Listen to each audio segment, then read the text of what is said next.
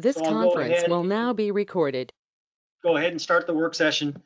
Work sessions are an opportunity for board members to discuss issues informally with staff and invited guests. The board encourages members of the public to attend work sessions and listen to the discussion, but there is generally no opportunity for public comment. Members of the public wishing to address the board are welcome to do so during the board's regularly scheduled meetings, which we'll have one after this meeting. We'll start with board communication and trying to look and see who's first in the lineup. Commissioner Bangs.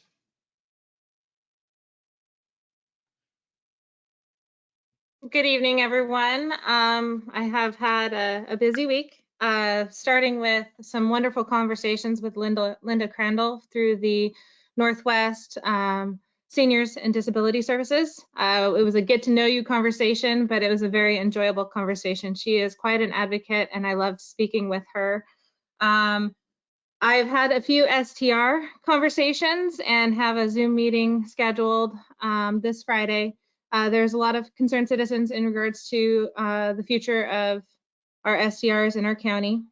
And I wanted to take a moment and answer a question that Commissioner Thompson asked in the previous, can't remember if it was the meeting or the work session, in regards to our timber taxes.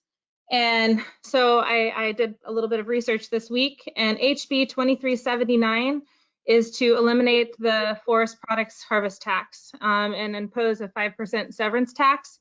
It looks like it is money reallocation, just moving the revenues from one area to the other area and then changing how it's being taxed. HB 2598 it maintains the forest products harvest tax, but it defunds OFRI. And as we know, OFRI has served a lot of high school students, and it's an educational platform for the forest industry.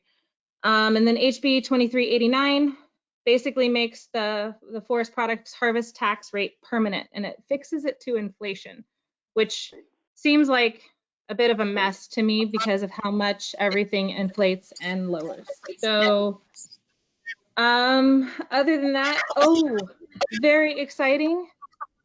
Napa School District has a survey out for all of our constituents, and it is in regards to preschool and childcare. And so I'm really excited to hear what comes of that survey here in our community. So thank you. Thank you, Commissioner Banks. Could I have everybody mute your phones if you're not speaking, please? Thank you so much. Commissioner Thompson. Thank you. I see there's still a phone not muted, which is disconcerting to me. Thank you. I've been looking at the Saturday, February 13th opinion piece in the Astorian, where they call on our County Board of Commissioners to have a sharper focus on policy in regards to mental health, homelessness, childcare, broadband, and transparency. As I read the editorial, though, it seems more that it's a call for action, policy implementation, rather than policy setting. So I'll look forward to having further discussions among ourselves as board members, with our stakeholders, and of course with the folks at the Astorian about what they have in mind on that, because it's always helpful to have stakeholders give us constructive input. Former Tillamook County Commissioner Mark Labhart sent an email. We're working on the trail, the Oregon Coast Trail, and so there's a sheet full of people, fine print, working on this. Commissioner Labhart, for those of you who don't have the good fortune to already know him, is simply a wonderful convener and collaborator, and so I'm looking forward to working with him again. I'll keep you posted on developments in that regard. As far as the Association of Oregon Counties go, we're looking at the dues structure for the association. We're looking at what are the elements of constructing a dues structure, what's fair, what's reasonable, what's palatable. It's an ongoing conversation. We're looking to get some traction on that. I'll continue to represent Clatsop County's interest in that regard.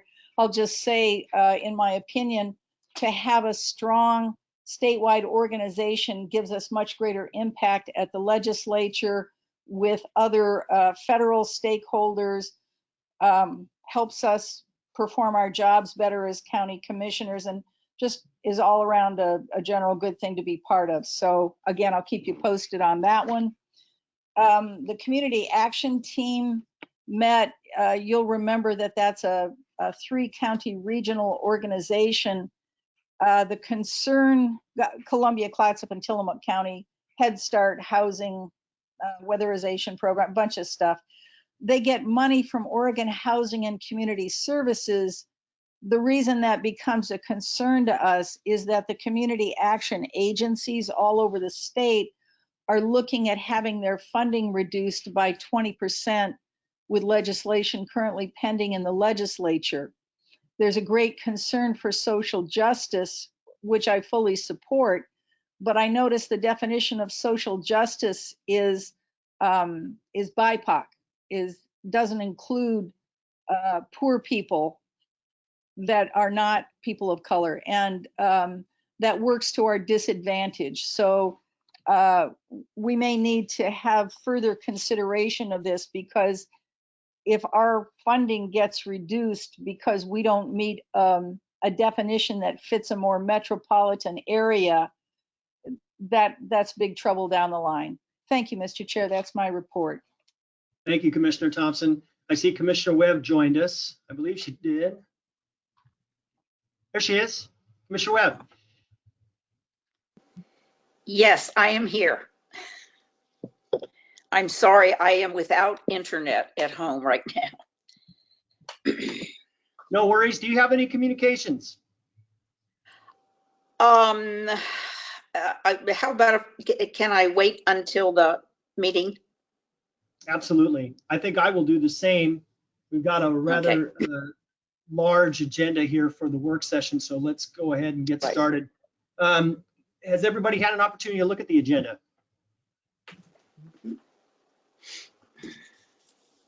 Any comments, questions? Ambitious agenda. Yep. Okay, seeing none, we'll just go ahead and move on.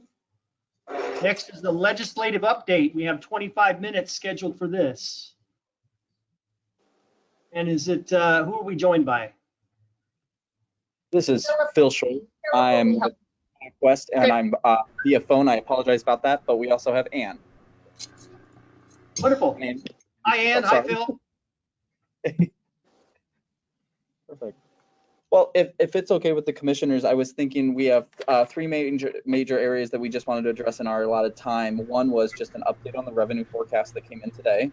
And then I'm hoping to kind of punt that over to Ann. She has been monitoring the timber issues and tax issues as we discussed on our last call. So she's going to give an update on that. And then I just resent, and this is on our end, they published some additions or some adjustments to the legislative calendars this afternoon. So I sent an updated list to Monica just about an hour or so ago. So that is on us. We did not get that out earlier, but it reflects some of the additional changes in hearings. This is the list we discussed on our last call, which is just priority 1s and just priority 2s that have a bill hearing. There's a lot of other bills out there that we're tracking, but these are ones that we see moving forward. So we want to just put our focus there, but I have that pulled up and we'll be able to go over that on the back end. If those 3 things are okay, can I, with the commissioners, it's okay for me to start in on the revenue forecast? Yep, that sounds good. All right. So it was a good revenue forecast update. All indicators are the budget hole is going to have a little bit less pressure on it. Growth on the economic side, They said that growth has was stalled over the winter months, but that was all forecasted in. We knew that that was going to happen. It always does with Oregon. Tourism goes down a little bit during the winter months on the coastal side of things. And the rest of Oregon, the natural resource-based jobs are always paused a little bit as well. And then that kicks back into bigger gear with spring and summer coming. So that was nothing of a surprise. They also talked about they are starting to see some additional economic activity as COVID infections are going down and counties are going down in their risk levels, but also seeing the vaccination levels progressing upwards. So they're starting to see in the economic data some of those, they're starting to see those actions actually matriculate into the data of the employment department when that's released in the job reports. And then also they are expecting, they did kind of give some caution that as this will be the first time where they're seeing all counties or as counties at this level all moving forward into more or lower levels where businesses are able to operate a little bit more freely. And it's probably the wrong terminology to use, I apologize, but just they have a little bit less restrictions on them.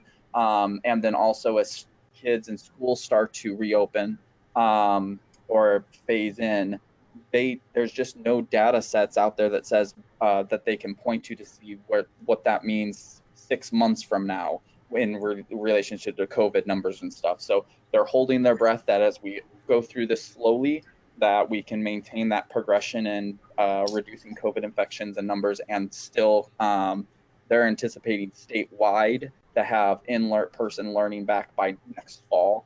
And so they just wanted to flag that for everybody that this will be the first time, and they don't know how that will, if it all goes well, that's great for the economy. So they're trying to hope it goes there. They did say what they are expecting is that full employment numbers will be bounced back by 2023. That is the first time that they've accelerated that. It's 6 to 9 months earlier than they had anticipated back in the December revenue forecast or economic forecast. But that kind of just summarized the economic front. They moved on into the revenue front, which was much more rosy for the state. And the bottom line of it is they are expecting $800 million of additional revenue resources available to the state than they expected back in December. So that's good news. They are facing about a $1.6 billion shortfall for keeping the current service level. So 800 million goes a really long way. The one exception on that, and I'll break that down of what that is. The one exception they're not seeing positive trends in is the lottery resources, and that affects us on the coastal a lot, specifically as some of the bills that I'll talk about in a little bit are reliant upon that. Lottery took a dive with these winter weeks. It went south just as much as some of the COVID restrictions have caused it to. So the next revenue forecast, which will be the big one for the session, that's the one once they receive that, I believe in May, the May revenue forecast, that's when it will start triggering budget bills moving forward. But they're hoping to see some of that lottery bounce back by then. So but it did just take a nosedive. So they weren't hoping for that, but we should just all be very aware that any lottery funding that programs get probably going to be where a lot of the cuts occur. But overall, in all the other tax measures, they're seeing things hold flat. Corporate tax revenues was up. The CAT tax, while they're saying it's still looking good, it's about 20% lower than when they originally forecasted it when they were putting it into place. But that's still looking strong and consistent from the last revenue forecast to this one. So that will fully phase in about a year or two, and then they'll have real hard numbers to work off of. But the only one that was really giving trepidation to folks was just the lottery revenue stream. All in all, they are saying that they expect that this could actually trigger a kicker because it was such good news that as of today, in a snapshot, they were looking at about $571 million for the personal kicker and $420 million for the corporate kicker. And why the corporate kicker is important is because that's all dedicated to K-12 funding. So that helps the K-12 budget quite a bit too. And again, given the shortfall, 800 million more expected, corporate kicker that would go back into K-12, and they are going to end on some hefty ending fund balances. So we'll still expect cuts. They're still going to take a very conservative approach in budgeting, but it's much better news than we knew a week ago. So can I pause there and ask for any questions people might have on the revenue and economic before I kick it over to Ann? Any questions? I just had one question. So the levy grant funding, which was SB 622, and I think it was HB 2885, that was dependent on lottery funds. I think it was $10 million in lottery funds. That doesn't sound good for that, what you just said. It doesn't sound good. Anything with bonding, lottery, even if you're not using the bonds that are lottery dedicated revenues, they are using that revenue stream to balance the books on the back end. And what that means is if we go after a different bonding source, the state has a credit score or a credit rating, and revenue, lottery revenues do affect that. So even if we're not going after lottery dollars, them being down are going to affect the credit rating of the state to go after other bonds. So you're dead right, Commissioner. It's not good news, but we do need, I think it's a program that merits us looking at other bond sources, at least maybe just for this biennium, and then maybe go back to lottery funds once we've passed the storm. But we have that monitored, and that is one of the bills we have flagged that is it's still receiving a public hearing for the first time tomorrow. And then we'll receive another public hearing in Ways and Means, but that is flagged on ours to monitor and report back to you on as it moves forward. Okay, thank you, Philip. If we don't have any other questions, we'll go ahead to Ann. Hello, thank you, and it's nice to see everyone again. I've been monitoring the hearings that they're having regarding the timber taxes. There's a lot of moving pieces to this. There's 4 bills, actually 5, if you consider the bill that would eliminate OFRI that you mentioned earlier. And so basically what they did was they started off on last week, and they gave informational hearings, and they had the Department of Revenue there. They had a revenue analyst there, and they kind of went through the history and how we got to where we are with the taxes now as they stand, and the difference between taxing the property or taxing the timber at harvest, which has been called several things, where it was a privilege tax, a severance tax, many things throughout the years. And then, as you know, I think it was 17 years ago, that tax went away. And so that's why a lot of the local governments have gone without that funding. So we are where we are today. And so that was kind of the introduction into these bills last week. And then on Tuesday of this week, we had different industries come in and testify. They had first a group called Tax Fairness of Oregon. They testified. They then had the industry, the timber industry, come in, and they had Small Woodlands. Chris Edwards, who was a former representative or senator, actually, they had him testify. He's now working for the Oregon Forest and Industries Council. They had Kevin Campbell, who works for Association of Oregon Loggers. And then they had the counties and special districts testify. So Lauren from AOC testified, and Hasina, she changed, it was Squires, it's now Wittenberg with special districts, and then John Sweet, who is a Coos County commissioner, testified. So that's kind of the scope of what they did. Now, what they said is the proponents of the bill, basically testified and did a lot of comparisons between how Oregon is taxing and how Washington taxes. When they got and it was mostly, they had 3 other people who testified that were testifying as the public coming in, talking about their library special districts being, no resources for it, different things for like roads and water resources, and where there's a lack of funding and how this is needed. the people that are opposing it, which surprisingly was the industry, which that's not surprising, but the counties and the special districts are not supporting these bills either. And the reason being is that they believe that any taxes that would be collected should go to the counties and the special districts. The way these bills are written, these bills, the taxes would be shared with the state. And so this is a different way of doing the tax structure. They also believe that there needs to be a robust conversation where everyone is at the table that this affects, and so that they can work on it. And then primarily what was pointed out was that when you have the COVID and then the forest fires, really the Labor Day fires, and they talked a lot about forest management, the cost that that has been to a lot of private owners, because private forest land owners, because a lot of the fires, they're the first responders. And so there's been a huge cost to them from these fires. We lost, I believe, 400 million acres, or I'm sorry, let me check that note. Yes, 400 million acres. And that was non-insurable acres. And they're estimating at about $1,000 per acre to rehabilitate those forests.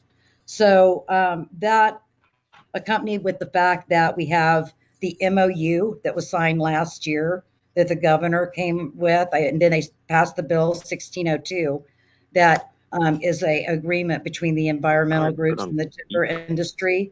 They think that that should be worked out because we have the habitat conservation plan that also is going to be a huge cost that has to be done. So these were the conversations that they had, and it was brought up a lot also about how we, did this ballot measure 50, really changed everything, and it made the taxes for the counties go into statute, but then it did not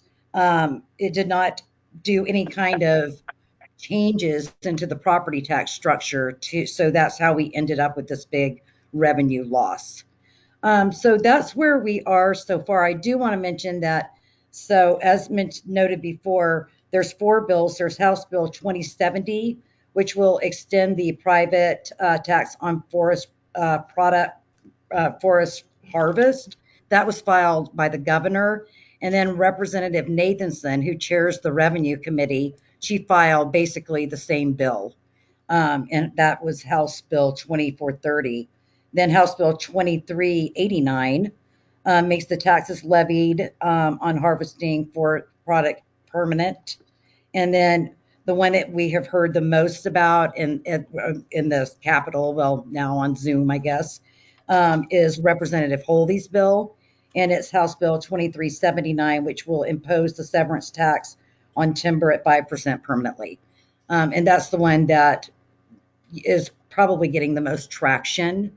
But I don't really foresee any of these bills moving forward in their current form. We have one more day of hearings. That'll be tomorrow from the public. And then they also are going to hear next week the bill that Senator Golden has dropped, which is House Bill 2357, to eliminate the OFRI as we know of it, but it's the Oregon Forest Resource Institute. And I do want to mention that that comes from an OPB article that came out last summer, which was not in the best light, and said that, accused them of being like a quasi lobbying firm. And so there's been some conversation about that. The bill itself would eliminate the program and take the $4 million that they give to it and move that over to forest management and spread it across some agencies. I know that a lot of people are against this because OFRI has done a lot with schools and providing transportation for field trips, and they have a program at the Oregon Gardens that they work with 5th graders, and so people feel like it has, and $4 million isn't a high budget for them to work under. So I'll stop right there. Does anyone have any questions for me? before we take any questions, can I get everybody to mute once again, just to make sure? I think got one person that's still, Alan, if you could mute. And then I'll turn it over to Commissioner Thompson had a question. Yes, Commissioner Thompson. Well, thank you. So this is fascinating because what we're looking at is a focus on a single industry rather than all of the economy of Oregon. And I'm always confused at what seems to be a partial examination and a partial response. We've got a lot of timber here. We've seen a lot of revenue. It matters to our economy. The impacts to our budgets, the county's budgets, the special districts, all the services that we provide will be greatly impacted. And I'm really at a loss. This accord, I thought, was supposed to be a kind of a cooling off period where the environmentalists and the timber industries went aside to work out their differences so that they avoided lawsuits and could collaborate more effectively. But apparently taxes were left out of the equation. Is that what happened? No, Commissioner, I don't believe that's what happened. And I do believe that your thoughts are very much echoed by anyone from the industry, the county, AOC, the special districts. They echo the same feeling in that we just have passed this, this remarkable, landmark coordination between the groups. And there is a work group together, and it's actually orchestrated through the governor's office. And they really want to get that time and to work out, to see what they come up with. But I think that some of this press, came out. And so people kind of jumped on this. One of the speakers, I believe it was Commissioner Sweet, he noted that he felt like that this was a fund that was always had gone to counties and special districts. And now the state has found it as like, oh, we need revenue and here's our pot of money, And so for those reasons, they really think that we are jumping the gun on this. And there's a big fear that what they would actually collect in the severance tax it would be secondary to the potential loss of their woodland jobs. And so they're very concerned about that. And so I believe that is really echoed. That's why I'll throw it back to Phil on his to see what he thinks. But I would be really surprised if we saw any of these bills moving forward in the current language that they're in. Yeah, I think Ann's right. They traditionally definitely do it when you see the policy bills scheduled right behind these informational hearings, especially when they're all scheduled, whether they're the revenue bills from the revenue committee, the governor's recommendation, or the other from another representative. It's definitely an indication that they want to have a conversation. They don't know how to go about it.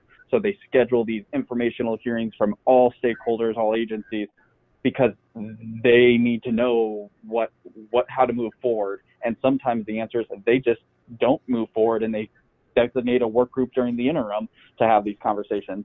So I think Ann's spot on, and she did in my mind, very good job at summarizing a lot of hours of committee hearings on this over the last couple of days. She does better than I do on that. So, I think she's right. You're gonna probably see something move. It could be completely nothing like what we see in these 4 bills that are being proposed, or it could be one of them, or it could be 2 or 3. I know that's not helpful to you, but it's just we will see more once we get over the hurdle of the stakeholder conversations and start having more substantive conversations about how much once they get further into the budget process.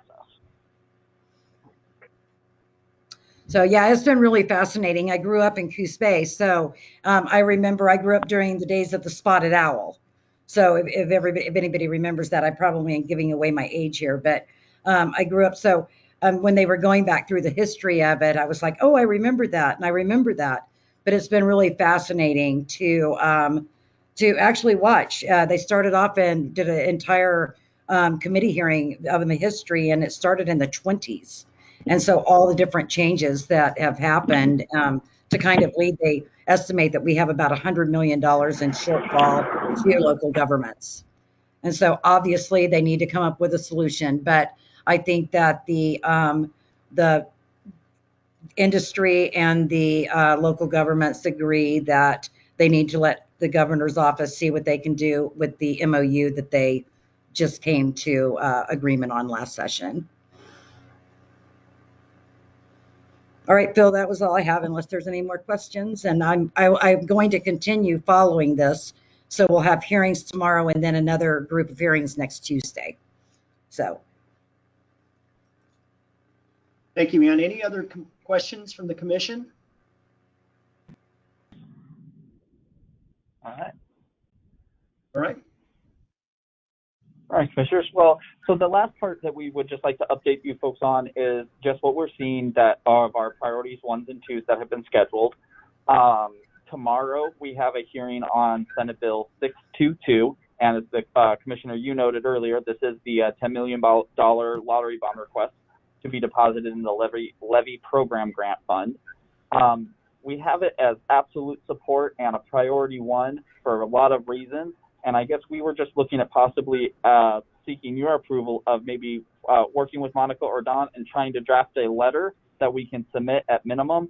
I think if lottery bonds are going to be the scarce and we're not advocating for this, those that are advocating for the projects, I just don't want the committee to come back and say, well, nobody ever said this was a priority.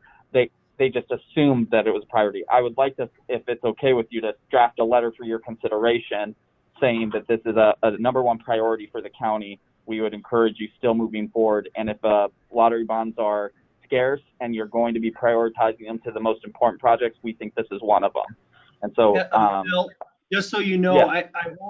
we've already done that. So we've had a letter drafted and I've already submitted it to the hearing tomorrow. I'm going to testify as well. Awesome. You are ahead of the game. Perfect. So we will keep pushing on the back end as well. What we are hearing is that they are starting to collect those requests for lottery projects, this being obviously falling in one of them. And they were giving other legislators the deadline of March 15th to get their requests in.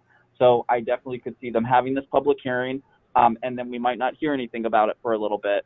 But it's definitely one of those, we're checking the boxes because we need to have the hearing to then have a work session to move it to Ways and Means. The work session deadline for Chambers of Origin and their first Chambers of Origins are about 2-3 weeks out. So it's a good sign that we're seeing this move or at least get a public hearing. But you are ahead of the game, Commissioner. Thank you. The next bills are Commissioner Thompson, Phil has a question. Oh, perfect. I'm so sorry, Commissioner. Yeah, just Thank one you. sec.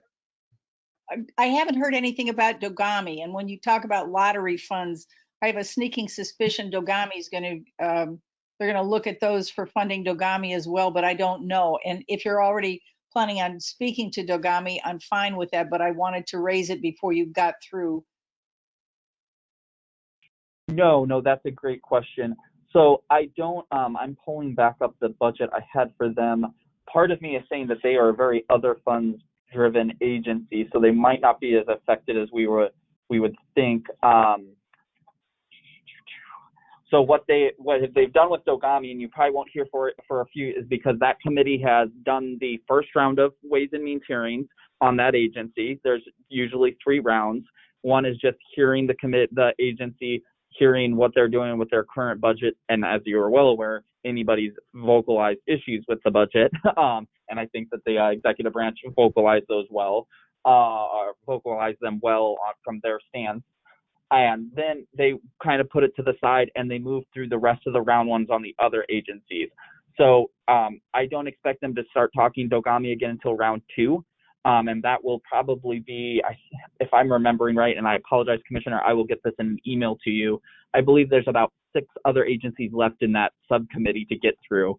And then once they do that, you're going to start having people ask questions. It gets us closer to the next revenue forecast where they'll have the newest numbers.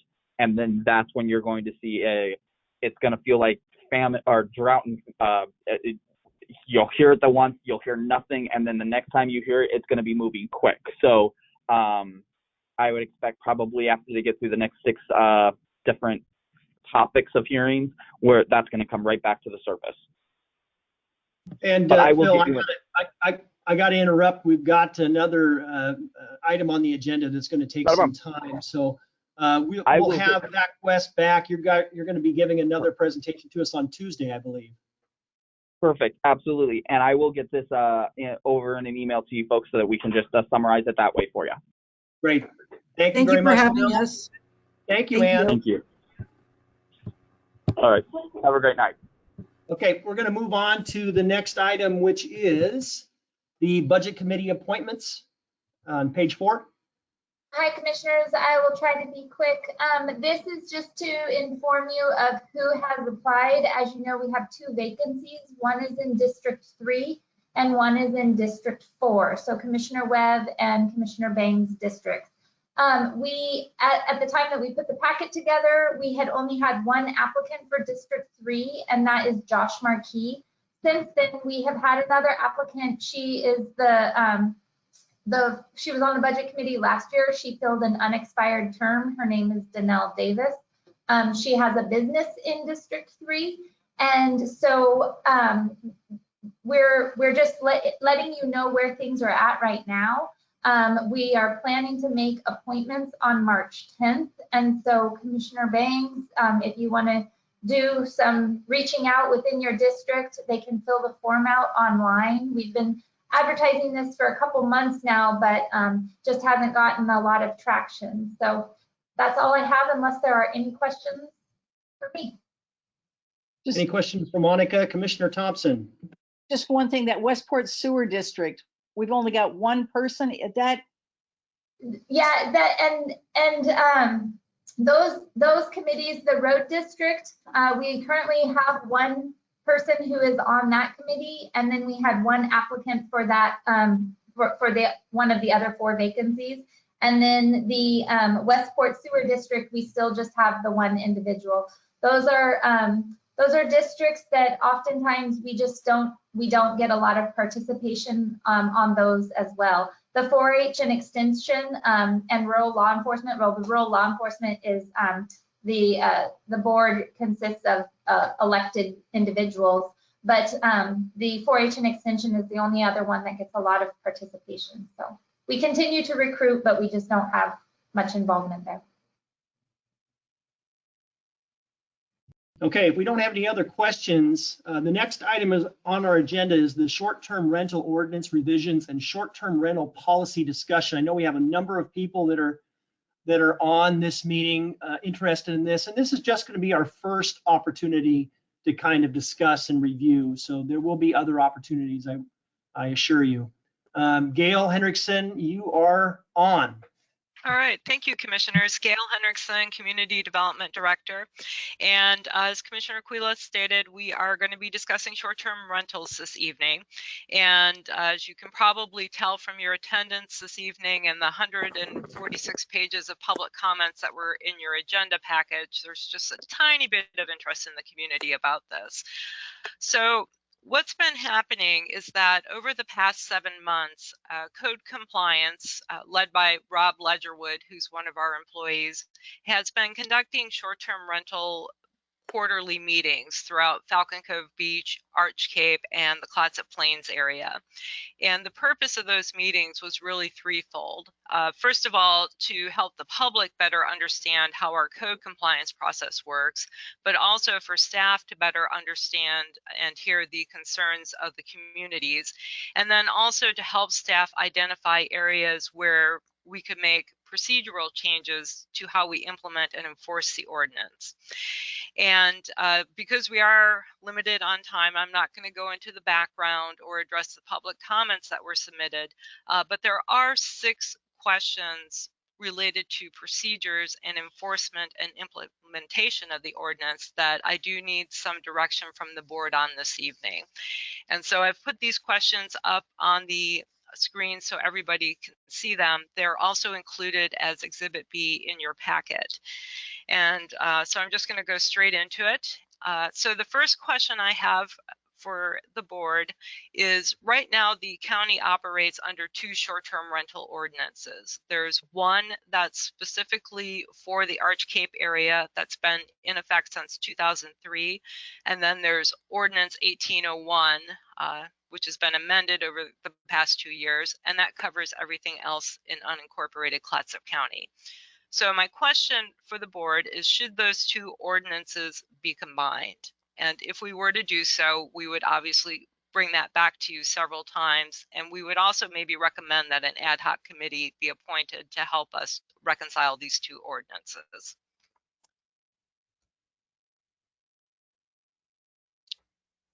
Do we have any commissioners with comments? I can't really see everybody here.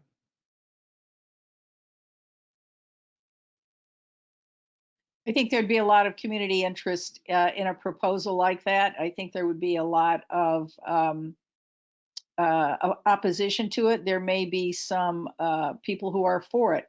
It's a very deeply divided issue. I don't know that that's the first place I would have gone, but I think it'll be an interesting discussion. I don't want to be on there yet. Where? Yeah, we're. Any other comments, Commission? If you're not commenting, could you please mute yourself? How do I remove myself? Mr. Banks?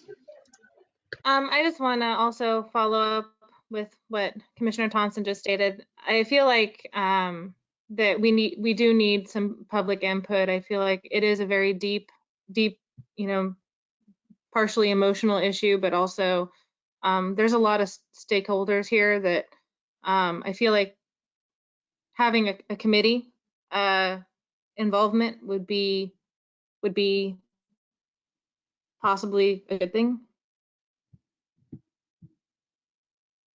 Commissioner Webb, do you have any comment? Yeah, I agree with everything, of course, that Commissioner Thompson said. I think that if the staff is comfortable, putting a committee together, they sure have spent a lot of time listening to citizens in these areas, and we've received an awful lot of really wonderful and complete comments. And so I'm are we right now, what I heard Gail say and so on our packet is are we talking about combining our 2 ordinances, or are we talking about a larger effort that is more comprehensive? And I think that would be something that the board would need to give staff some direction on. We are certainly open to whichever path that you encourage us to go down.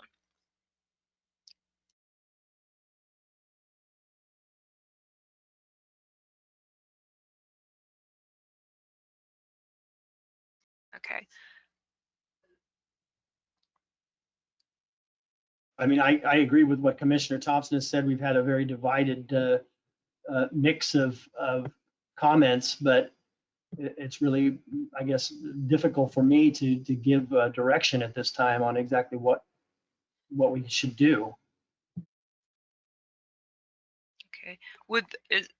If I'm hearing the commissioners correctly, it sounded like there may be some interest in at least moving forward with some sort of ad hoc committee that would review and then come back with recommendations to the board. Is that correct, what I'm hearing?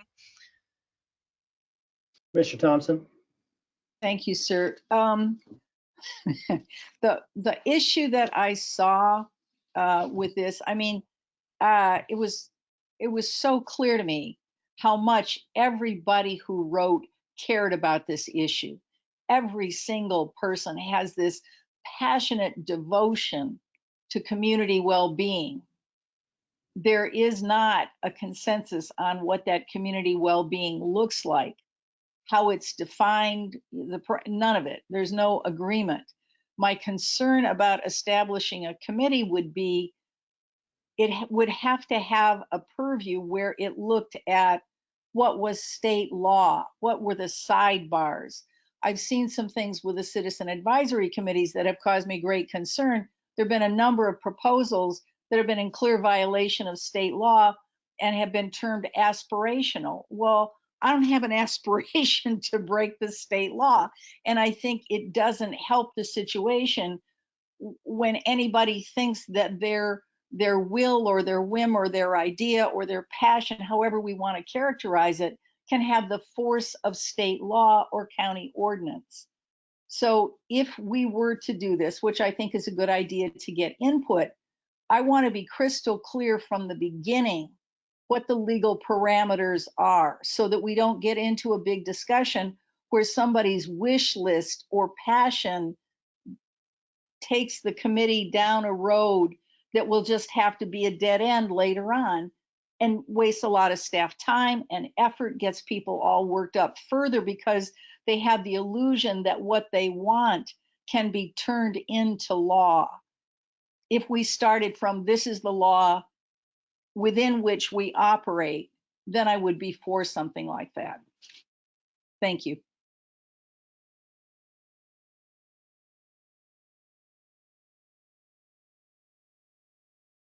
Okay, Gail? Okay, so I'm hearing that we have the board direction to at least consider establishing some sort of committee to begin looking at these issues. I just want to be clear that I'm hearing everyone correctly. Okay. Yes. All right, thank you.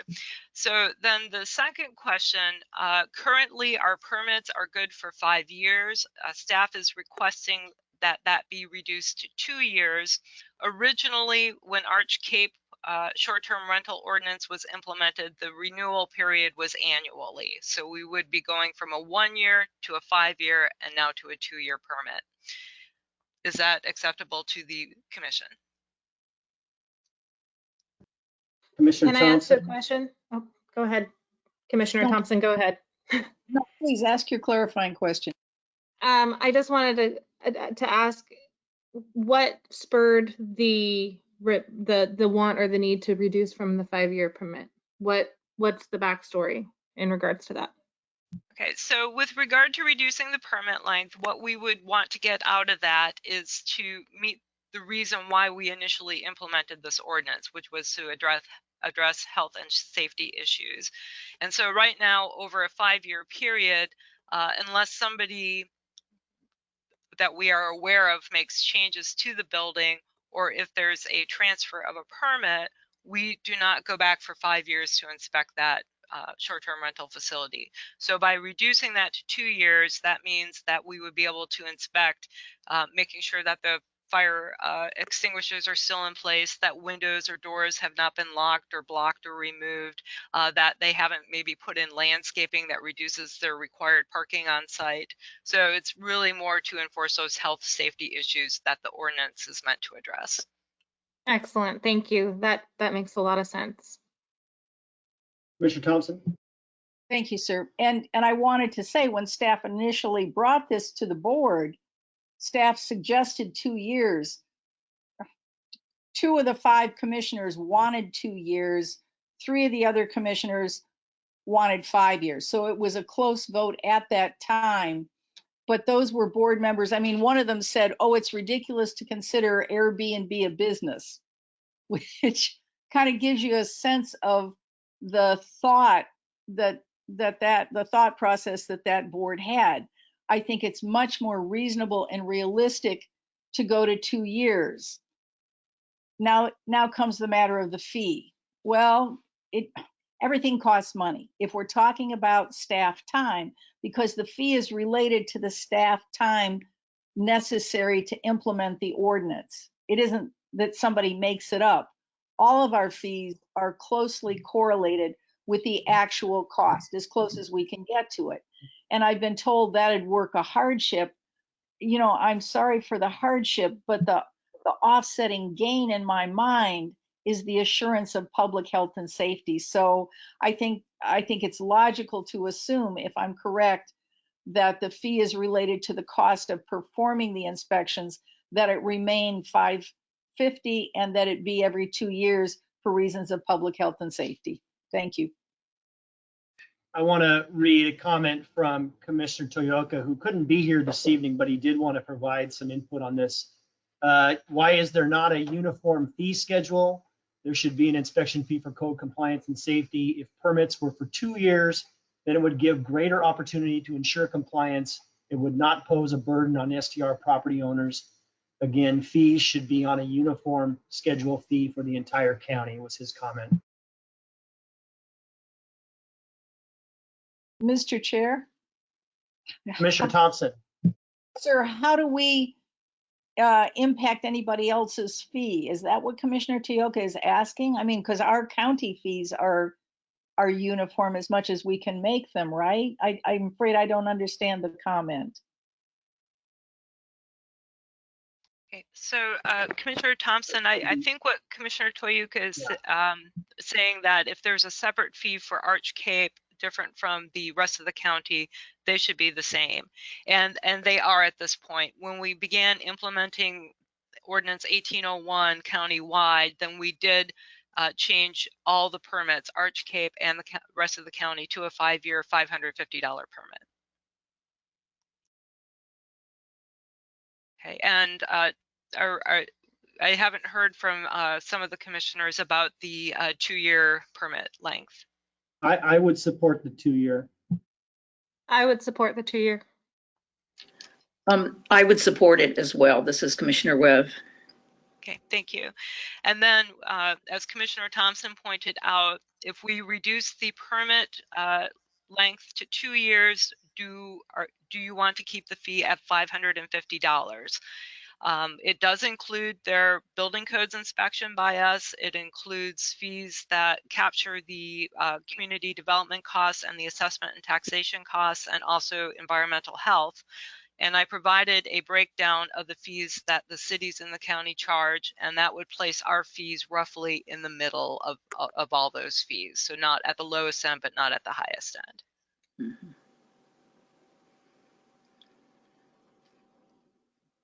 I would support that. I would support the 550. I'm always, with the more reading that I do about these kinds of ordinances being implemented with the huge growth of Airbnb and those other Vacasa and those other folks, that we are beginning to see in other jurisdictions some real liability issues. In terms of who is accused of negligence when someone gets hurt in one of these properties. And I think that we have to protect ourselves, and maybe even, I don't know, Gail, have you checked in with CIS on this issue? No, I have not, Commissioner Webb. Yeah, I think it might be worth touching base with them. Because apparently across the country, these, the liability for local governments that are approving these uses, apparently it's becoming an issue. So we might want to check in with, like I say, with CIS. Okay, thank you. And I just want to make sure that I have an agreement to keep the fee at $550 for the 2-year permit. Okay. I don't see a reason to change the fee. Yeah. Okay, thank you. The next question then that relates to this, right now, the permits in the county are transferable. Of the cities, only Gerhardt allows the permits, Gerhardt allows the permits to be transferred, and that's only by inheritance. So my question is, should our short-term rental permits continue to be transferable, or should we require a new inspection and a new permit application every time the property changes hands?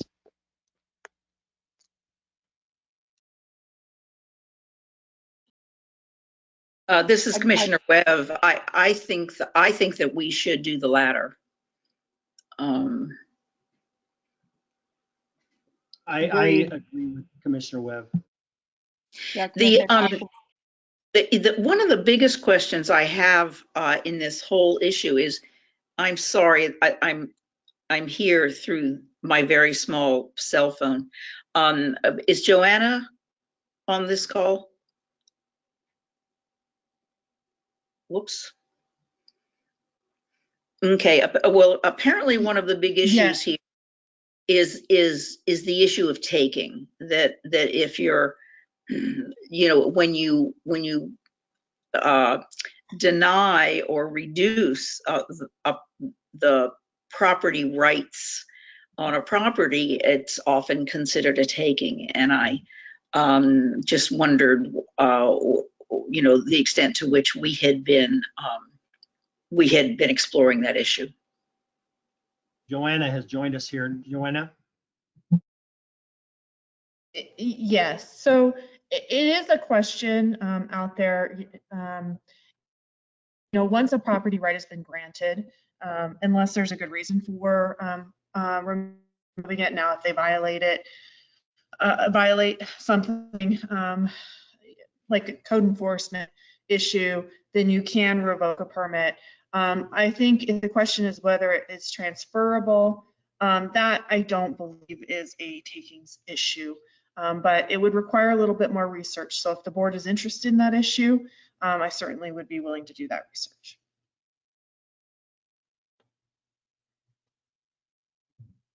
Commissioner Thompson? I would Thank you. appreciate that. I'm sorry. I'm sorry. I can't see any of you, so I'm gonna. Yeah, Commissioner, go ahead and finish up. Yeah, I think that we should ask County Council to explore that, because in my research, that seems to be one of the major issues. I agree with Commissioner Webb to ask County Council to explore it. On the other hand, it seems to me that there's no reason to transfer that. When a property changes hands, it's an ideal time to true up any possible concerns or shortcomings. One of the issues, though, is that it directly affects the value of the property. And so it's, you know, there's a gray area. So I really think we need to explore that. We need a gray water system, you think? Excuse me? We need a gray water system. It was a land use pun, sorry. Oh.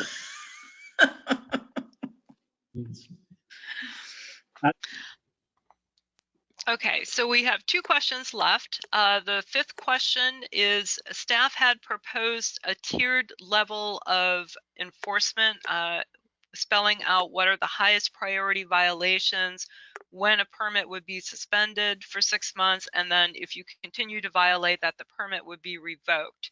My question is the language that staff proposed acceptable to the commission?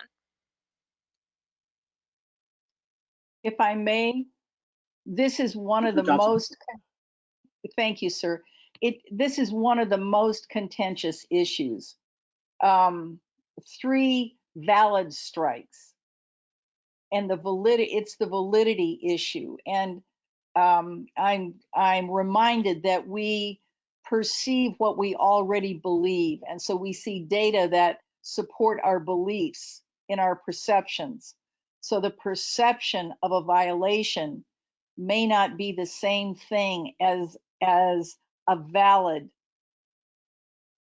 violation, and this is really the nexus of the issue, I think. Thank you. Commissioner Banks? I 100% agree with the validity of a violation versus being, I guess, told that you're having a violation. Being on the receiving end of during the COVID crisis, having people call in to say that the business that I work at is violating something, but we're not even open for business hours during that said violation.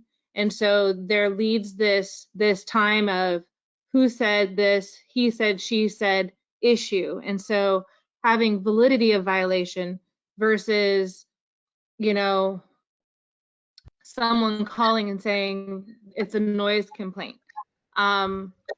It's how do you gauge and how do you weigh that? And in order to honor the business owners, which short-term rental, it's a business.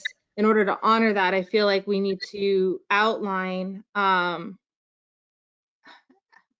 outline it a little bit further, if that makes sense. Thank you, Commissioner Bangs. Just a reminder for everybody to mute yourselves. I know we're up against the hour right now. What else do we need to make a decision on here? Just one final question. Should there be any type of penalty for people who do knowingly file false complaints?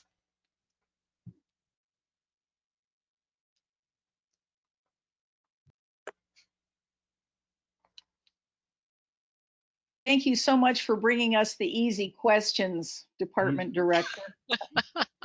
Well, I mean, you all, this is the heart of the issue. We have neighbors who are concerned about the quality of life and want to define quality of life according to their standard, whether or not that's legal in statute or ordinance or anything else. I mean, dealing with change is always a challenge. We are in a period of change. There's no doubt about it. The population of Oregon is increasing. The population of Portland is increasing. We have COVID and people want to get away and they can get away. We have 4 different kinds of population that come to the Cove. We've got permanent homeowners. We've got part-time homeowners who may or may not rent their property. We have short-term renters who come, and we have, we'll call them day trippers, people who come who are not renting anything, who come and visit because it's their legal right to do that. This is the state of Oregon. The beaches are public parks. So we don't have a gated community. We don't have a municipal structure in place in this area. And yet there's the longing by some folks to have that level of protection for the quality of life they want. It's a passionate and heartfelt issue. And this is really a gnarly problem. I think we have to look at this because I am persuaded by the volume of comments that I have heard and things I've seen that there is at the very least a perception of this issue. So I don't think we can be fair to everybody, which is our job as commissioners. We put our personal values aside. We put our personal gain or loss aside. We look at the laws. We enforce them fairly. We have fair policies. So we have to look at all sides of it. And I think this is a side of it that we have to look at.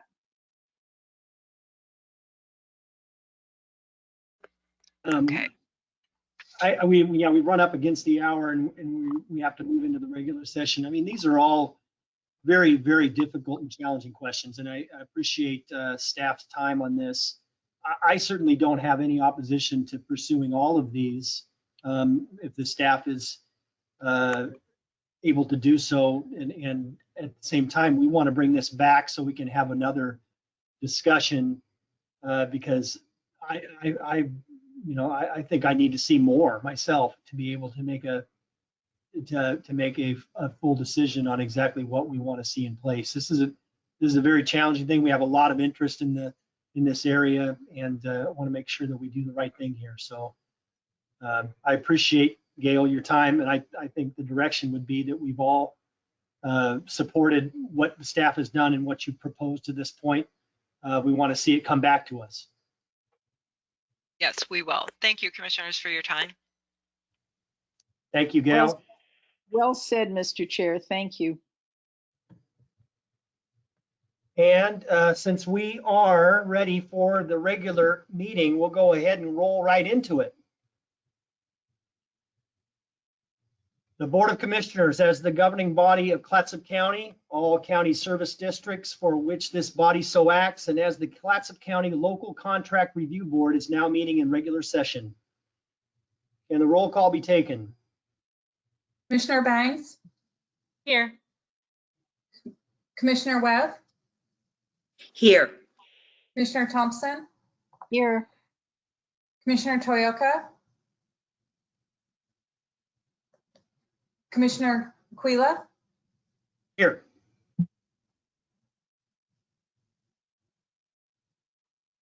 And I'll note that Commissioner Toyoka is not able to be here this evening. Is there a motion to approve the agenda? Thompson moves to approve the agenda, Mr. Chair. Commissioner Bangs seconds. Commissioner, motion and second to approve the agenda. All those in favor signify with an aye. Aye. Aye. All those opposed? Okay, we'll move into the public health update. Chair Aquila, members of the board, Tom Bennett is going to give us a public health update. So, Great. Thanks, Tom.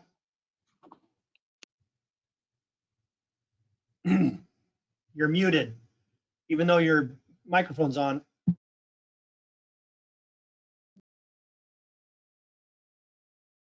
Still can't hear you. Where's Hannah when we need her?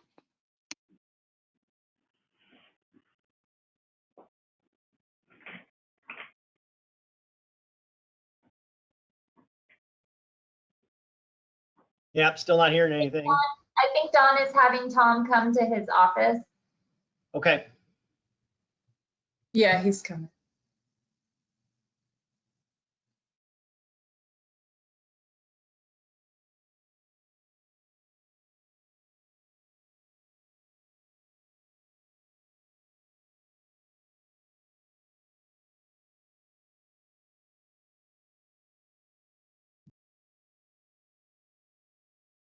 There he is.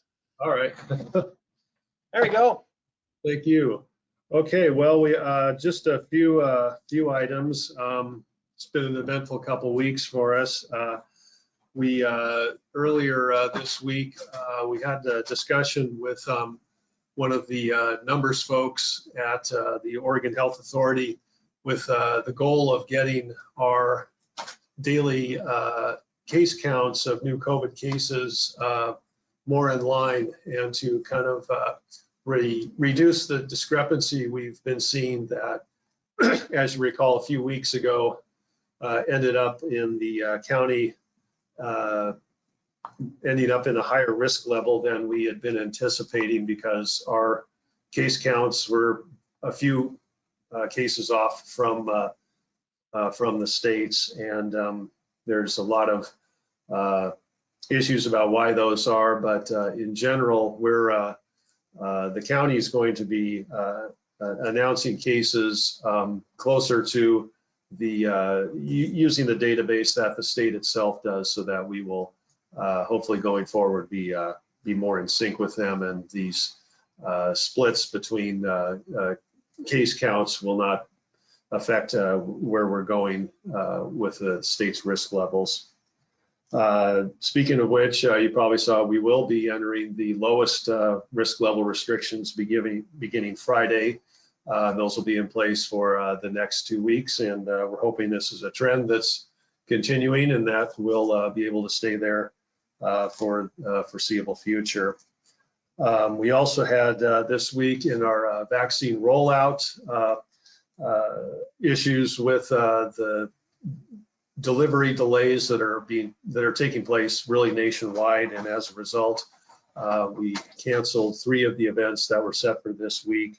Most everyone who was scheduled to go to one of those clinics has been rescheduled for one next week or the week after. We have moved our public information call center to a larger space here in the county offices. That's allowed us to bring in more people, have them a little more socially distanced, so we'll be able to handle a pretty large call volume when we are both receiving questions from the public and when we are needing to contact them to let them know that it's their turn to sign up for a vaccine. We will be sending out postcards to most of the 65 and older population in the county who have not yet signed up for our, have not yet gone on to the county survey. those should be in the mail hopefully early next week. That'll give them information on how to sign up for the survey, either online or by calling the Public Information Center. We have another free face mask handout on Thursday at multiple locations around the county. Information on that is on the website. And lastly, we're happy to welcome Margot Lalich back to Public Health as our interim director. And if you have any questions, I'll try to answer them. Any questions for Tom? My only comment was I'm so glad to have Margot coming and stepping into the interim director position. It's going to be, I think, make a really strong team.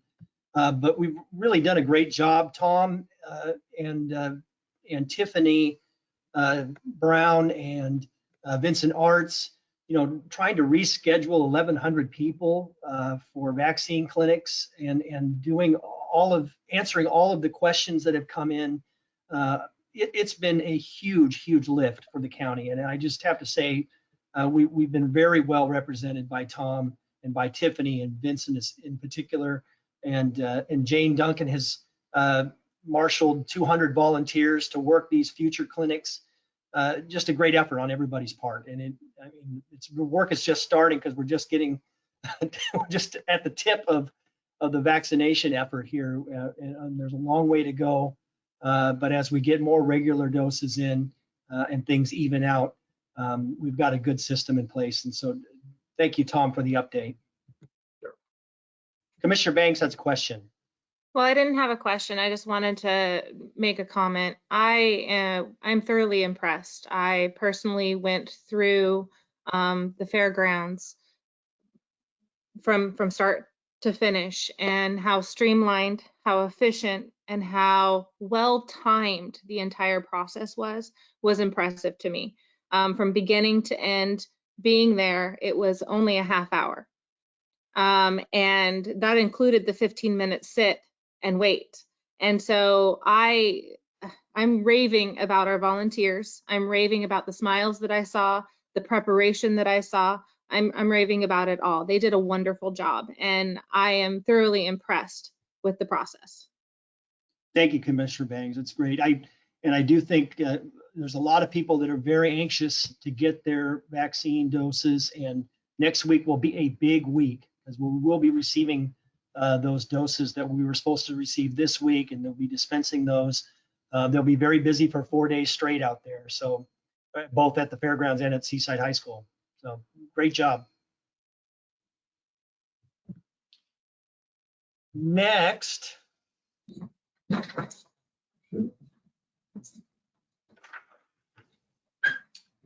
we have the proclamation, and I've got that pulled up here.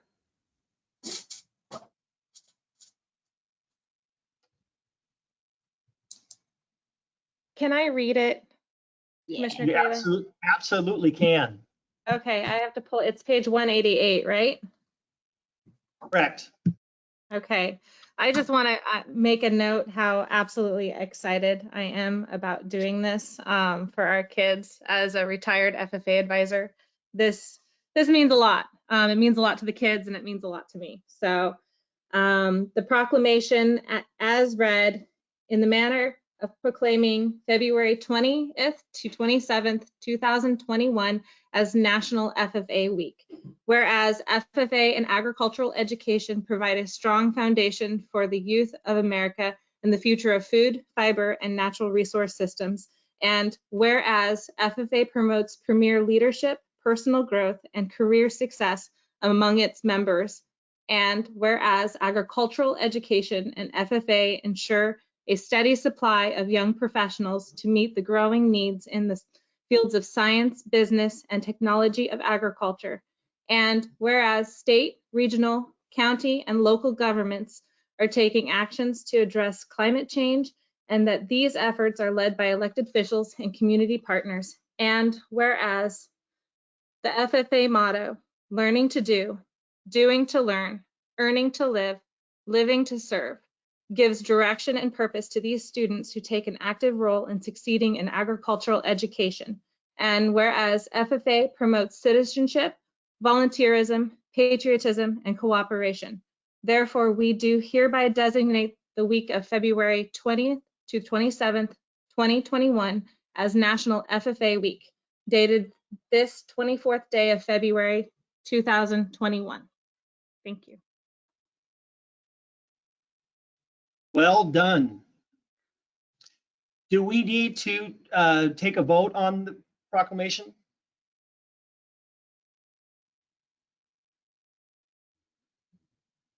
Chair Quayla, it's been done various ways, but I would say yes, it's always good to take a vote on it. So Okay. it could, so, but it's at your discretion. I move. Go ahead. Go ahead. I was just gonna. I move to proclaim February 20th to 27th, 2021 as National FFA Week. Second. Okay, moved and seconded to proclaim February 20th through 27th, 2021 as National FFA Week. All those in favor signify with an aye. Aye. Aye. All those opposed? Okay, motion carries.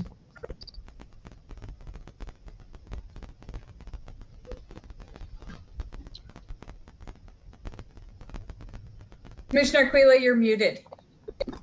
Oh, sorry about that. So we'll move on to the next item, which is business from the public. This is an opportunity for anyone to give a 2-minute presentation about any item on the agenda, except public hearings, or any topic of county concern that is not on the agenda. Clerk of the board, are there any members of the public who have registered to speak? Yes. We have Gary Smith. Yeah, am I muted here? Can you hear me? I can hear you. We can hear you. Okay. Is it my turn? Okay, yeah, I'm here to talk about wood sales on Ridge Road. I'd like to start by saying that I've done it for the last 2 summers. I've had no issues with neighbors or traffic out here where I'm at. I have plenty of room for the traffic to pull off the road and still have the clear bike lane for the bikes to get by and pedestrians. I make it a point to not start anything before 8 o'clock in the morning, and I've never done anything after 8 o'clock at night. I've always had everything shut down. The area out there, I've kind of adopted the highway along that stretch of road there on Ridge Road. I've done a lot of landscaping out there, and I've got a lot of compliments from my neighbors and the job I've done, and everybody really appreciates what I've done. And it's just that I've had no issues where I'm, and as far as clearing the buffer off from where my house is, I didn't clear any buffer off there. I might knock a few sticker bushes out of my so it didn't poke me. But as far as the general clearing that is there, it was done years ago by the road crew that was working in the area. They, for some reason, brought some blacktop in there and made a little pad right there, and so it doesn't grow up right there. But I mean, I've already started planning things to build my buffer around that stretch of road that I've taken care of, and so it will get, as time goes on, it'll be better looking there. And I've had no issues. You know, and this all resolves. The reason they shut us down. I mean, I have my business license, I have my permit, I did everything that was asked of me. But the guys, the people down the street from me, all the issues were down there. I mean, I've had nothing to do with them. No part of what they were doing, and I just got wrapped up in what they were doing. They shut me down because I'm not quite sure why they shut me down too, because I did nothing wrong. But I mean, I was permitted, licensed, and everything else, and I've done a lot of work out there. I mean, it's taken me a lot of time that I put in out there, and I'm just hoping that I can continue doing what I'm doing. Thank you for Gary. listening. Yeah, thank you, Gary. And we have that coming back, the right-of-way ordinance. Pardon me? No. Just asking Monica. Yes, that comes back before the board at the March 2nd work session. March 2nd work session. So I'll know more then whether they're leaning towards my favor or they're not going to let me do it. I mean, when am I going to find that out? In the next meeting? Because if I'm going to sell, if I'm going to start doing it, and I got a lot of work that I got to start getting ready for. I got a lot of things to do. Next week we're going to have a work session, Gary. It'll be Tuesday. Okay, I got muted again. Okay, that's great. I'm just curious. You know, I just want to know when when things are going to go, which way they were going to go, because I have a lot of work to do if they're going to go ahead and let me continue. Thank you. Thank you. Teresa, That's all the public comment. all public comment, okay. Next is the consent calendar. Is there a motion to approve the consent calendar? Mr. Chair, I would move to adopt the consent calendar as amended to include item 8A. I second.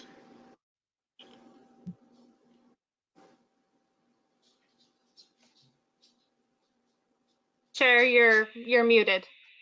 Oh, sorry about that. It's been moved and seconded to approve the consent calendar as presented, including item 8A. All those in favor signify with an aye. Aye. Aye. All those opposed? Okay, motion carries. We'll move on to the commissioners' liaison reports. And we'll start with Commissioner Thompson. Thank you. Mr. Chair, I mentioned most of what I had to say previously in the work session. I would add only that the broadband action team met, and what we're looking at doing is focusing on the middle mile and doing that on a regional basis. It's kind of arcane language. Just nod politely and say good, because that's what we want to do. Starlink is in the neighborhood now. It's $500 for the equipment and $99 a month for somebody who wants Starlink. I spoke with someone from the Clatskanie PUD who was on the BAT team meeting. He said, well, Starlink is great, except if you have a tree in the way. And because of the rotation, because of the physics involved, sometimes trees are in the way. If you're a gamer or in a Zoom meeting, it's not such a great thing. And it still requires electricity. So here we have bits of infrastructure that we are incrementally working to increase.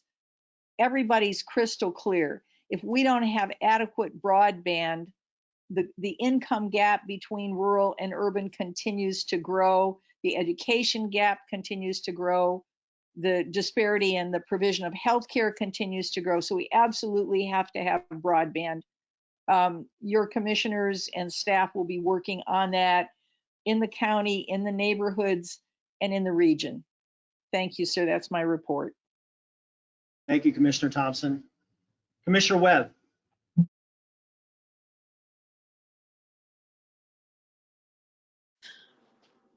Okay. I had my first meeting with the Arts Council and was very encouraged by the fact that even though arts, both visual, performing, etc., in the county have pretty much shut down over the course of the pandemic, the folks who are involved have not been quiet. And led by Jennifer Crockett, who is the outgoing director of the Liberty Theater, they've been doing a lot of assembling in terms of identifying throughout the county enterprises that are involved in the arts, and also even talking about going into the schools with programs. So I told them that I thought maybe it would be a nice idea, because they really have been doing a lot, if maybe they submitted some kind of a report to the commission that would let us know what they've been doing, because they've really been very, very busy. And you know, they come to us for money every year. And so I asked particularly that they let us know how they've been spending it in the past and what they'd like to do with it in the future. But it was very inspiring, very inspiring. Secondly, the tourism group that I've been working with for a couple of years now has produced a video that as soon as I get a copy of it, I'm going to send to each of you. It's a presentation that David Reed made about the value of tourism. in Clatsop County. And it's really very good. It was very dynamic. The message we've been working carefully on for the last year, and I hope you'll find it very inspiring. One of the things, incidentally, that I wanted to mention, I don't know if Gail is still on the phone with us, but one of the major issues that the tourism studio has been working on for the last couple of years has been messaging to tourists in terms of their responsibilities to be good tourists when they come here. And it was, of course, compounded when the pandemic started. But there are some very good things coming out of the tourism studio on the North Coast that includes literature that can be put in hotel rooms and in Airbnb type rentals, talking about the responsibilities and giving people some background about what the rules are, which I think is something I've always wanted us to do in our rental properties. So you'll hear a little bit more, but I hope you enjoy David's presentation because it's very, very inspiring, and we're talking about the different ways that we will get this messaging done more aggressively in the next year. Things at NOAA are moving along. We are the interim director has provided an enormous amount of stability, and we've done several trainings in terms of the role of the NOAA board, and I'm hoping to come to you with a more detailed report soon. I think that's it. Great. Thank you, Commissioner Webb. I see Commissioner Thompson has a question for you. Oh, I'm sorry. There was one other thing. Can I add one other thing? Yeah, absolutely.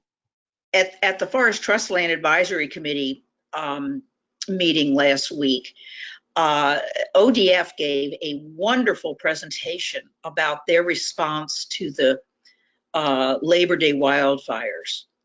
A terrific presentation by our own Ron Zilli, who now has been given a promotion and technically, I guess, is working in the Salem office.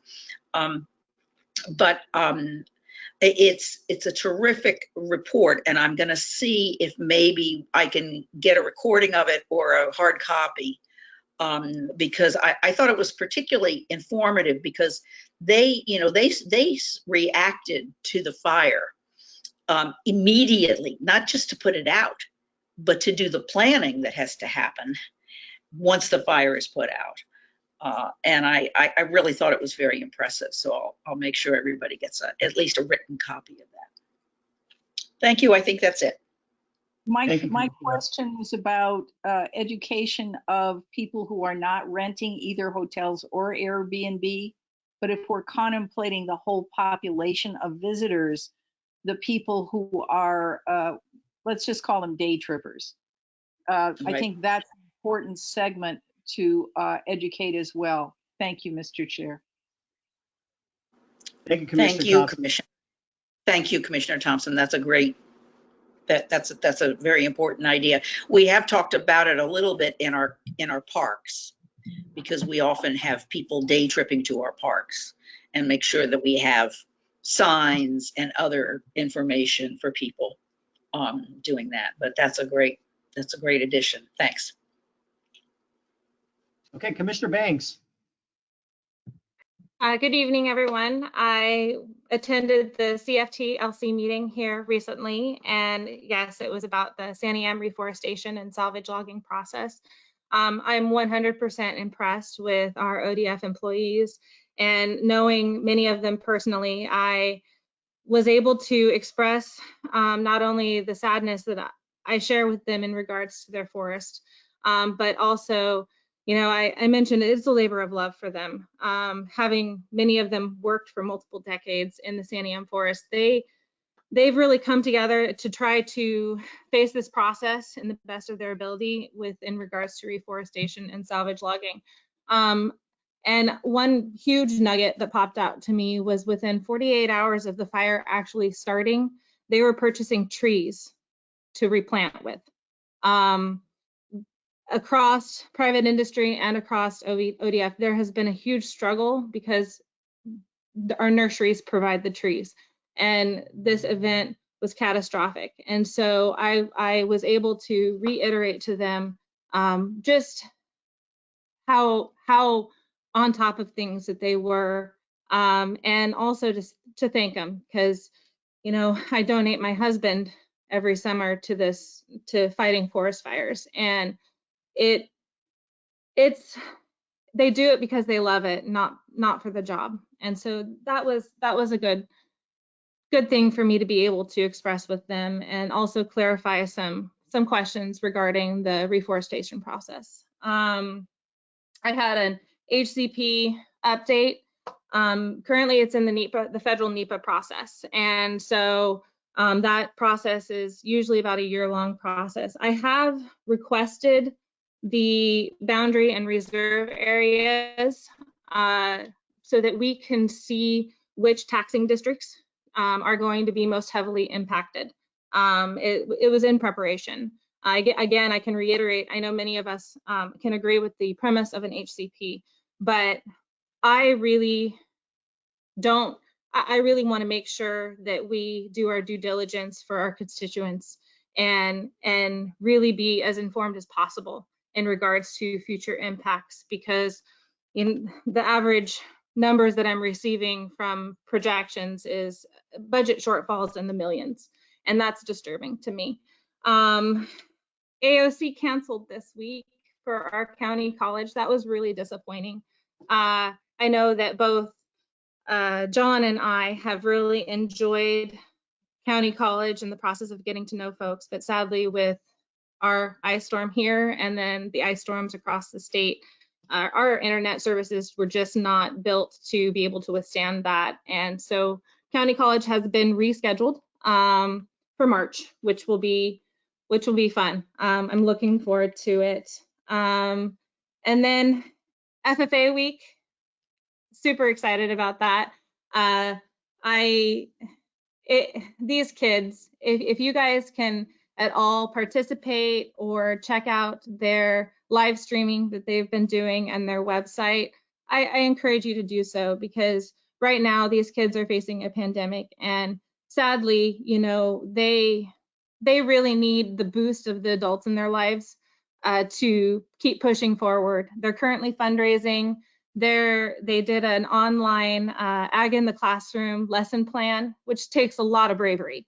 And so I'll continue to advocate for these kiddos, but if you can pop on and give them a note on their public Facebook page, that would be awesome. So thank you. That's great. Thank you, Commissioner Banks.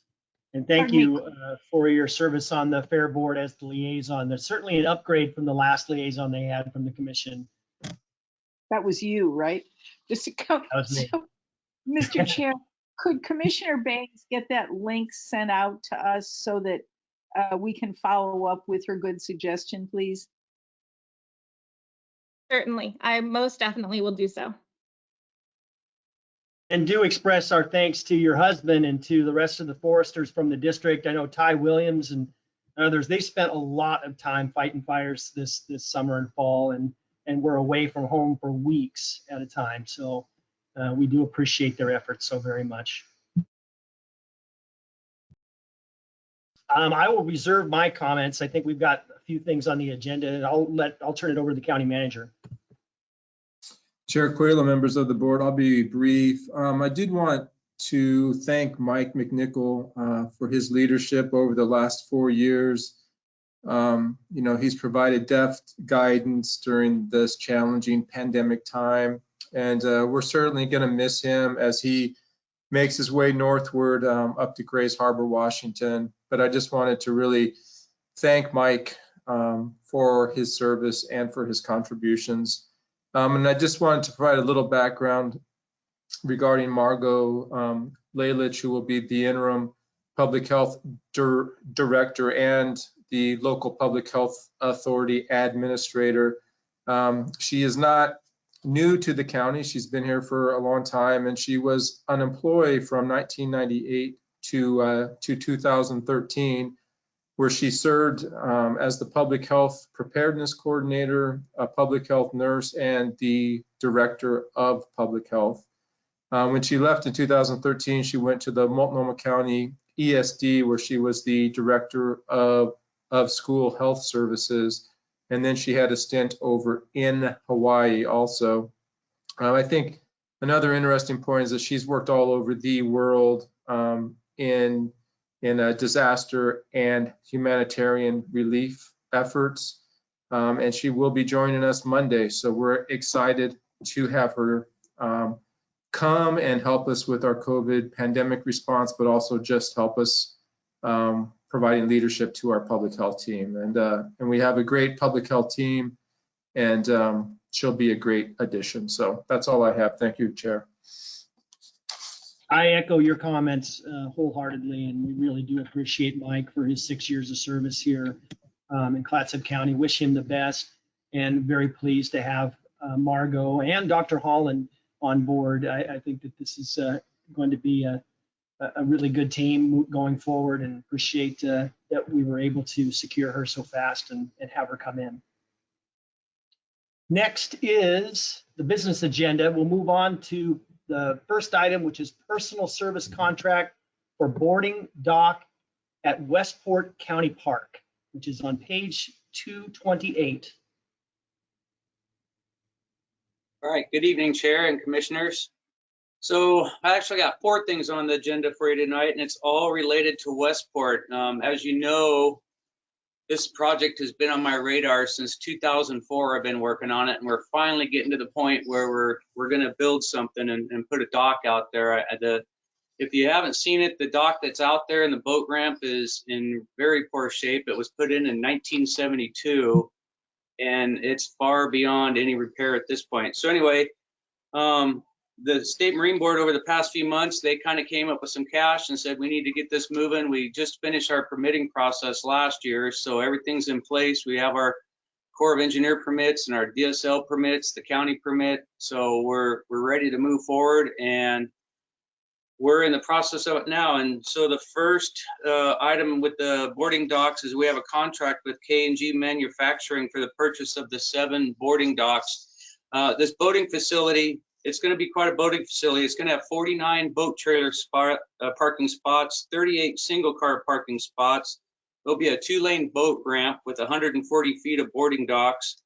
And there's actually going to be 250 feet of a transient mooring dock there. So yachters and boaters in the Columbia, they can tie up there for the afternoon, walk into town, and visit Westport and get a pie at the berry patch and head out. So it'll be a good boost for the economy around there too.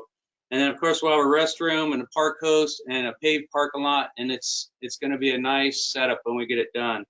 So this first contract that I'm looking for approval for is with KG Manufacturing in the amount of $106,923.50 for the purchase of the 7 boarding floats. Thank you, Steve. Do we have any questions?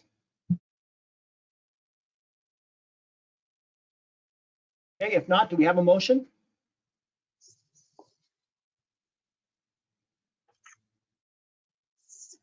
I move that the board approve the county manager to sign the contract with KG Manufacturing LLC for the purchase of the boarding dock for not to exceed the amount. Is that sorry, is this the correct page? I apologize.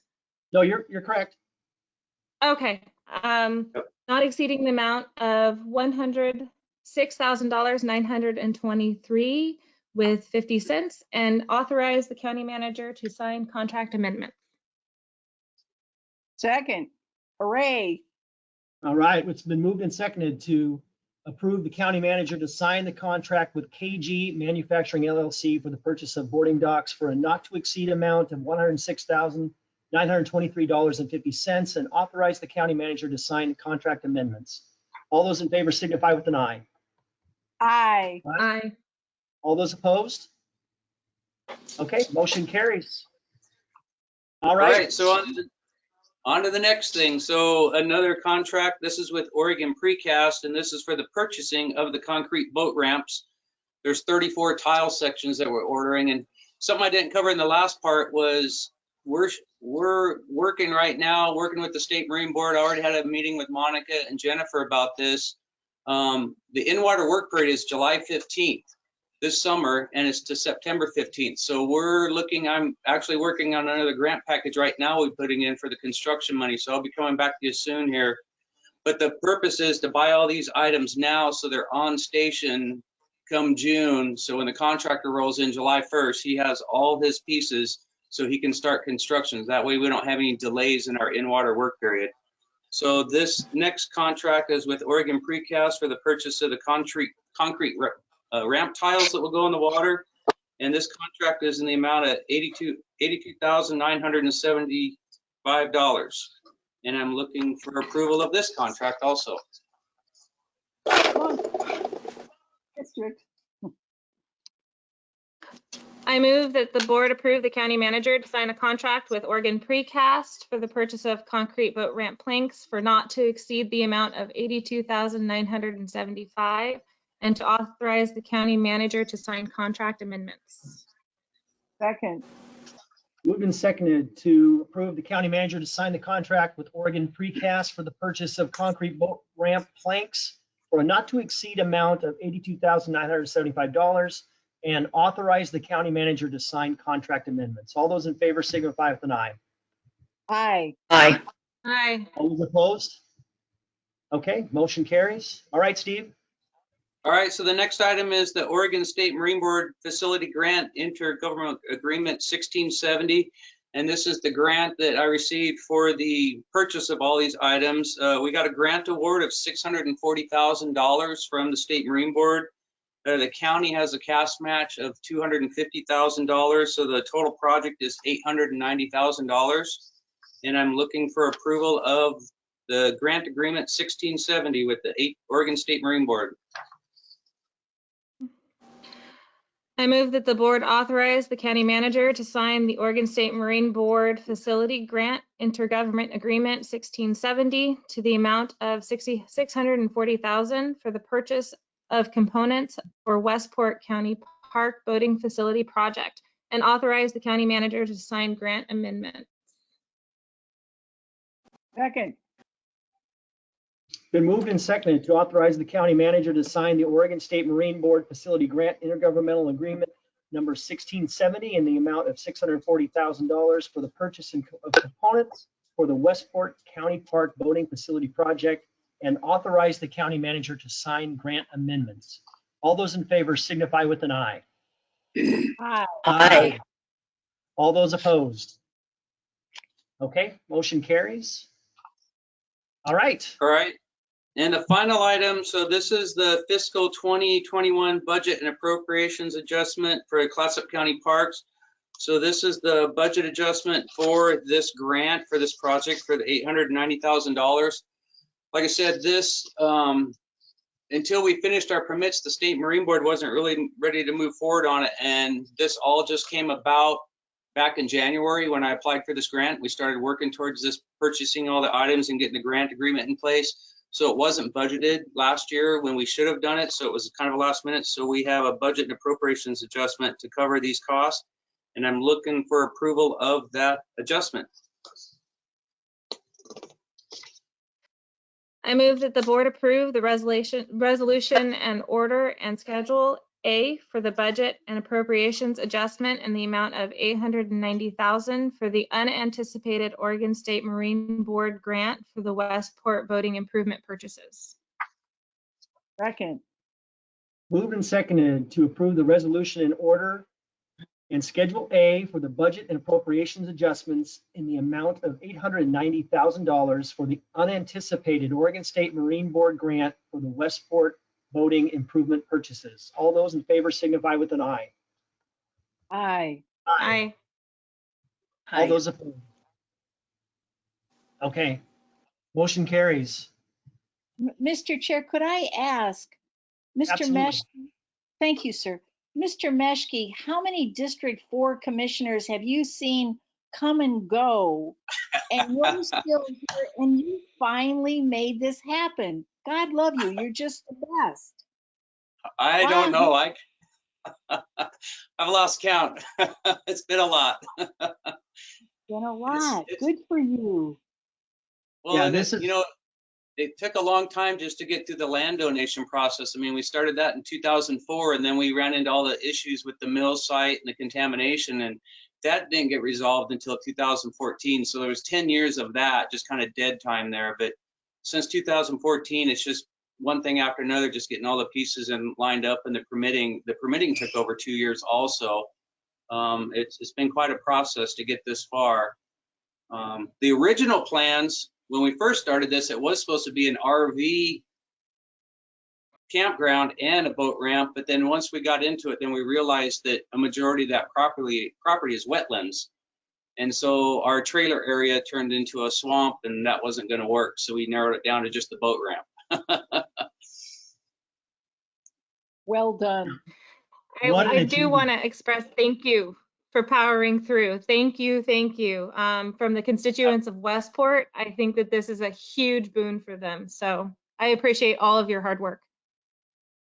You bet. completely agree with that. Couldn't have said it better. Thank you, Steve, very much. Great work. All right, thank you. We'll move on to the 457 deferred comp consultant contract with Highest Group. It's on page 360. Thank And you, Monica? Commissioner. Yes. So the Clatsop County has a fiduciary responsibility to oversee the county's voluntary 457 plan. And as you're all aware, we are a PERS participant, but we also do offer voluntary deferred compensation plans for our employees. And currently we have two actively used providers, those being Voya and Foresters. And those are for pre-tax deferrals. And the county hasn't ever gone out and asked for a consultant to do this work on our behalf for us. And we feel, you know, that now is the time to make sure that we're providing the service to our employees and that they are getting the best service for their plans. And so in November of this last year, we went out for an RFQ. And we had a number of consultants, 3 different consultants provide us with proposals, and Highest Group was selected. They ranked the highest not only in just a variety of things such as qualifications and reference checks, but they also came in at the most cost effective for us. And so we selected them, and we are excited to get started with them because this is going to really elevate the service that we're able to provide to our employees. Highest Group is going to first come in, and they're going to provide a review and a benchmark of what we currently provide to our employees, and then assessing the fees that they're charging, the interest earnings that our employees are receiving. And then they're going to go out and they're going to do a review of other providers and if there aren't better plans that might be available to us. And this is going to be a big change to our employees because it is possible that this might result in us only providing one plan provider rather than multiple. And so through this process, we want to engage participation from all of our employee groups. As you're all aware, we have 5 separate unions, plus we have a management group and an unrepresented group. And so they're going to work with us. We're going to have representatives from all of these groups so that way they can understand the process and provide input throughout the process. And then once that's done, then they'll continue to provide us services educating employees, helping us better understand, you know, what you should be expecting out of your deferred compensation plan. And so we're asking the board this evening to approve a contract with Highest Group. It has an annual cost of $15,000, and we're asking you to approve a 5-year contract. I do have Ted Grigsby from the Highest Group. He has been patiently waiting on the on the phone or on the meeting as well. And so if you do have any questions, he's here to help provide answers, or myself. Thank you, Monica. Any questions for Monica or Ted? I lost, Commissioner Thompson, are you there? Just checking. Okay, yeah, you're there. I just had a little coughing fit I had to take care of. Oh, no problem. Any questions or comments? And Commissioner Thompson. Thank you, sir. Well, just one. I mean, well done, Assistant County Manager, because I know you're in the background doing the nuts and bolts so things work better for everybody. This is a huge benefit for public employees because it gives them deferred tax savings that can really make the difference in a healthy retirement life. So thank you so much now and going into the future for this big service for our employees. Thank you, Mr. Chair. Thank you. We're excited. I'm prepared to make a motion. Okay. I move that the board approve the contract with Highest Group in the amount of $75,000 and authorize the county manager to sign with any amendments. Second. Moved and seconded that the board approve the contract with Highest Group for an amount of $75,000 and authorize the county manager to sign with any amendments. All those in favor signify with an aye. Aye. Aye. Aye. All those opposed? Okay, motion carries. Contract will be approved. Thank you, Ted, for your patience. Thank you. Thank you. We'll move on to the approval of the 2020 to 2023 collective bargaining agreement between Clatsop County and Clatsop County Law Enforcement Association. That's on page 368.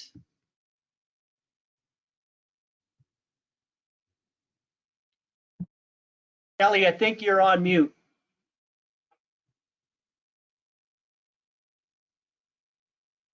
How about that? There you are. Better? Yep. Sorry. Well, last but not least, good evening. I'm Kelly Stiles, the HR Director, and I'm bringing forth today approval of the collective bargaining agreement between our Sheriff's Office employees and the county. This is kind of a unique circumstance as we were heading toward arbitration. And fortunately, CLIA agreed to the county's last best offer. So according to our labor attorney,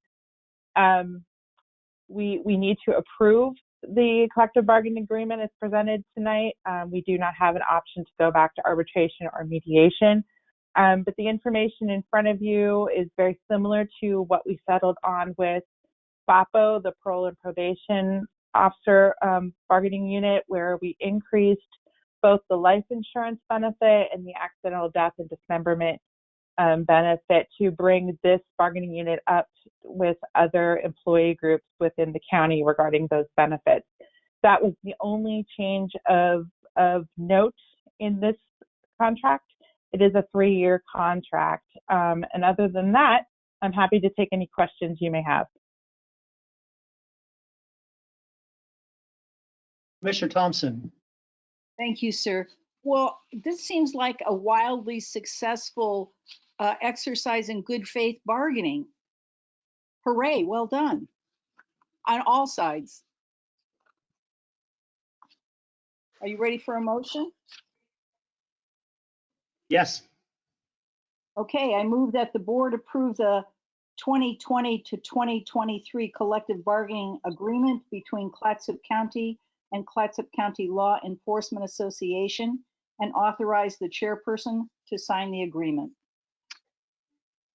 Second. Second.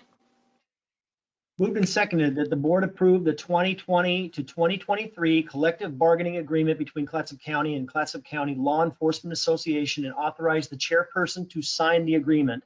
All those in favor signify with an aye. Aye. Aye. Aye. Aye. All those opposed? Okay, motion carries. Great job, Kelly. Thank you. Thank you. Jokey. We don't have any other items on the agenda this evening. Does anybody have anything for the good of the order? No, this was enough fun already. Thank you. Good job, everybody. Well, we'll go ahead and adjourn. Thank you so much. Have a good night. Bye.